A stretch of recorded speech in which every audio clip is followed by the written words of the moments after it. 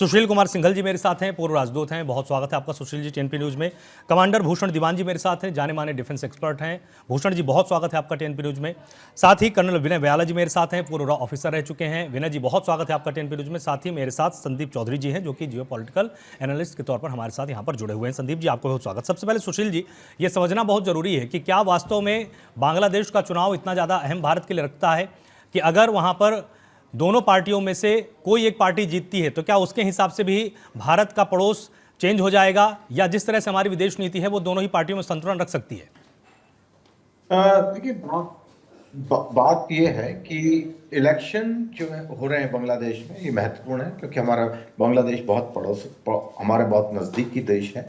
और जिस तरह से बांग्लादेश की लोकेशन है वो हम नॉर्थ ईस्ट के लिए हमारे लिए बहुत इंपॉर्टेंट है वो। तो इसलिए हमारे लिए, और अवामी लीग की जो पहले पार्टी गवर्नमेंट थी तो भारत के संबंध उनके बांग्लादेश के साथ में बहुत मधुर थे।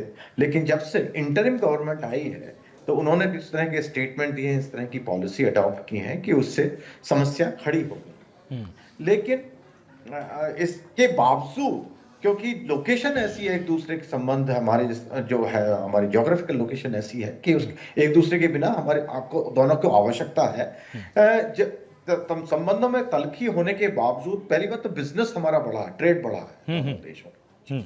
तो क्लियरली ट्रेड पे तलखी होने का कोई अंतर नहीं पड़ा है। दूसरा, जब बांग्लादेश को भारत की आवश्यकता होती है, जैसा कि अभी हमने 50,000 टन राइस उनको दिया जो कि उनके बहुत जरूरत थी, तो भारत हमेशा उनकी मदद के लिए खड़ा रहा है। अभी भी जब उनके संबंध इतने अच्छे नहीं है क्योंकि आपस में तलखी हो रही है। अब जब इलेक्शन की, भारत हमेशा कहता आया है कि जो भी सरकार नई आएगी उसके साथ में हम बातचीत करेंगे, क्योंकि संबंध जो है देश के साथ है, किसी पर्टिकुलर पार्टी के साथ नहीं होते हैं।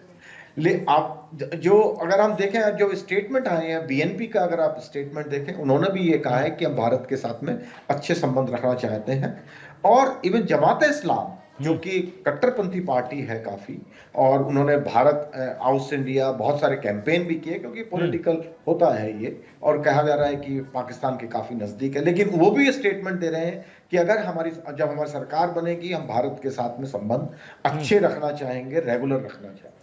तो वहां जो भी सरकार बनेगी उनको भारत के साथ में जरूरत है कि संबंध अच्छे रहें, और भारत भी चाहेगा कि उनके साथ में संबंध अच्छे रहें।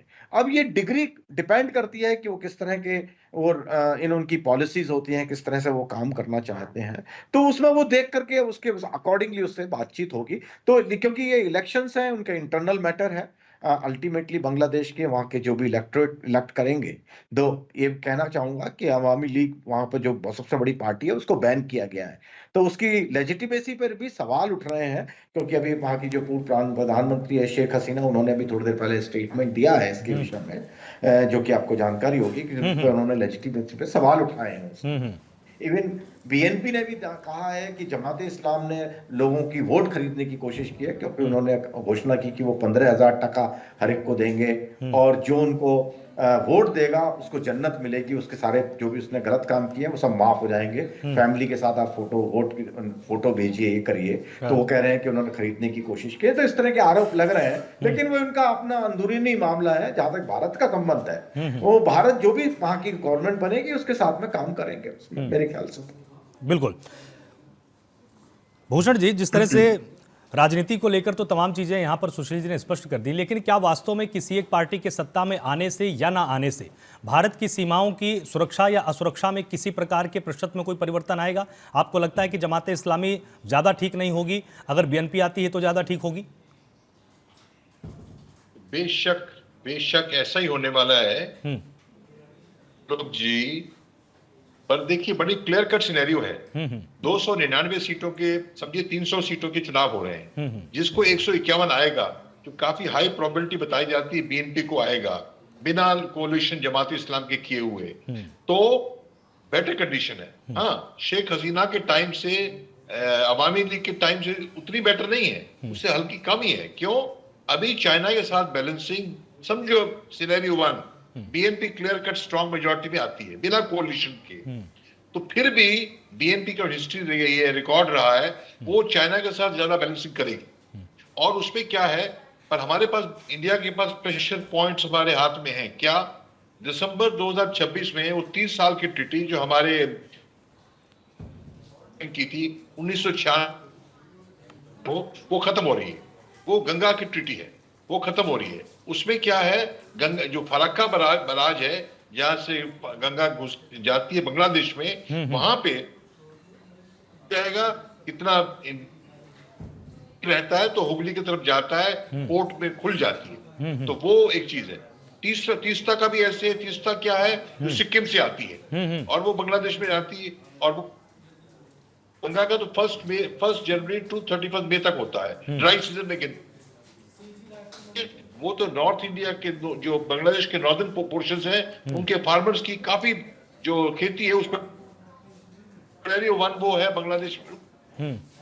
150 से जो सीटें मेरा ख्याल है बीएनपी, हाँ, मैंने उस टाइम भी कहा था, अभी भी लगता है ऐसा मेरे को। और बाकी अगर कुछ कोलिशन वगैरह 20 जमात मिलकर करनी पड़ती, क्यों? पहले भी बीएनपी जमात 3-4 साल कट्टे रहे हैं। अगर वो करना पड़ता है तो देखिए कट्टरवाद थोड़ा बढ़ेगा। Flexibility to move around means India China balancing, Turkey भी आ सकता है पाकिस्तान कैलकुलेशन में, पाकिस्तान भी आ सकता है कैलकुलेशन में। ये सब चीजें खराब हो जाएंगी। पर हमारे पास जो लिवर है, लिवर यही है, गंगा, वाटर शेयरिंग, तीस्ता और ट्रांजिट पॉइंट्स और सिक्योरिटी हमारे लिए वही चांस में आ गई जो उसका बड़ी लो प्रोबेबिलिटी और हाई इम्पैक्ट है। तो ले आए सीटें, ठीक है, ले आती तो हमारे लिए हिंदू माइनॉरिटी ठीक है। का। भूषण जी, एक बार मैं आपके पास वापस आता हूं क्योंकि आपका फ्रेम बार बार फ्रीज हो रहा है, इसलिए आपका फ्रेम एक बार ठीक करा के मैं फिर आपके पास वापस आता हूं ताकि आप अपनी बात को ठीक से पूरी कर पाएंगे।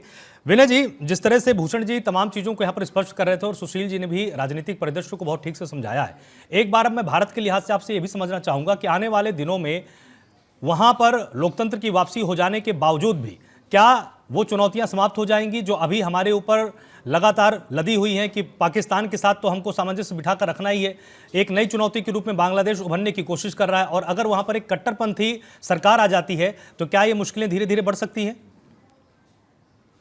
देखिए, बांग्लादेश से अनफॉर्चुनेटली इनको आज़ादी दिलाने के बाद भारत के संबंध बहुत अच्छे रहे नहीं हैं। हमने बहुत प्रयास किया है क्योंकि इंडिया की पॉलिसी जो एक्ट ईस्ट वाली है, अपने नेबर से अच्छे संबंध रखने वाली है। इंडिया ने अपनी तरफ से हमेशा कोशिश की है कि बांग्लादेश के साथ हमारे संबंध अच्छे हों और बांग्लादेश के साथ इंडिया के संबंध अच्छे हों, व्यवहार अच्छे हों। लेकिन वहां पर कभी भी ऐसी सरकार नहीं आई, इनको शेख हसीना को छोड़ दें, और वहां के लोगों में, बांग्लादेश के लोगों में भारत के प्रति एक बड़ी एनिमोसिटी है। मैं बहुत विदेश जाता हूं, जब भी कोई बांग्लादेशी विदेश में मिलता है तो वो भारत के प्रति एक ईर्ष्या का, एक दुश्मनी का भाव रखता है। लेकिन जैसे कि हम कहते हैं कि हमारा पड़ोसी है, हमें उसके साथ रहना हो, और बांग्लादेश कहने को एक छोटा देश है लेकिन जियोपॉलिटिकली एक बड़ा इंपॉर्टेंट देश है वो, और अमेरिका उसको एक स्विंग कंट्री, स्विंग स्टेट बोलता है। मतलब वो उसकी वफादारी को खरीदा जा सकता है, ऐसा देश है। और इंडिया ने भी बहुत कोशिश की है कि बांग्लादेश की वफादारी को, इसीलिए शेख हसीना को वर्षों इंडिया ने मदद की। अब सवाल ये पैदा होता है कि आने वाले समय में क्या होगा। इंडिया के जो एक्सपर्ट्स हैं, जो विशेषज्ञ हैं, उन्होंने ये बात पहले से ही आपके चैनल पे, मैं भी पहले बोल चुका हूं और लोग भी बोल चुके हैं कि संभावना है कि ये बीएनपी, खालिदा जिया वाली पार्टी, इनका बेटा जो है तारिक रहमान, संभवतः ये अगला प्रधानमंत्री बनेगा। और कहते हैं कि दोनों में अच्छा कौन, अगर एक बुरा है दूसरा बुरा है, दोनों में अच्छा कौन? तो ये बंदा इतने वर्षों विदेश रहा है और इसकी सोच जमात से अलग है। ये इंडिया के प्रति इसका एटीट्यूड थोड़ा सा बेटर होना चाहिए, ऐसा हम लोग मानते हैं। इंडिया की बांग्लादेश की, देखिए मजबूरी हर देश की होती है, हमारी भी मजबूरी है कि हम बांग्लादेश के साथ अच्छे संबंध रखें। हमारे सिक्योरिटी कंसर्न्स हैं, हमारे लिए भी, हमारे गुड्स के लिए एक बड़ा मार्केट भी है, हमारा एक अच्छा एक्सपोर्ट वहां होता है, हमारी माइनॉरिटी, हमारे जो हिंदूज हैं उनकी सिक्योरिटी है। और अगर हम बांग्लादेश को ड्रिफ्ट हो जाने देंगे, अपने हाथ से निकल जाने देंगे, तो उसको पाकिस्तान और चाइना अपने खेमे में लाने का प्रयास करेंगे, जो हमारे लिए फायदेमंद नहीं होगा। इसलिए हम चाहते हैं कि एक ऐसी सरकार हो, हम ऐसी आशा नहीं करते कि बिल्कुल हमारी गोद में आके बैठ जाएंगे, लेकिन दे शुड बी सॉफ्ट। और ये भी एक महत्वपूर्ण चीज है कि कोई भी डेमोक्रेटिक इलेक्टेड गवर्नमेंट होती है तो उसका जो बायस होता है वो बड़ा बैलेंस होता है। और कोई भी वहां अगर कट्टरवाद भी आता है तो ऐसा नहीं कि वो तलवारें निकाल के इंडिया के प्रति खड़े हो जाएंगे। इंडिया की अपनी कंसर्न्स है और मुझे लगता है कि good sense will prevail in Bangladesh. A good government will come which will be little better, जो जमात से बेटर होगी।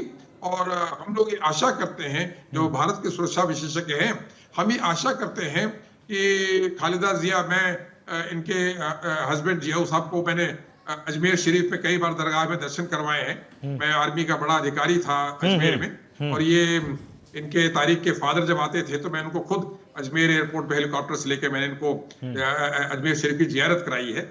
मुझे लगता है they are better people and we will have a better relation with them. बिल्कुल संदीप जी, जिस तरह से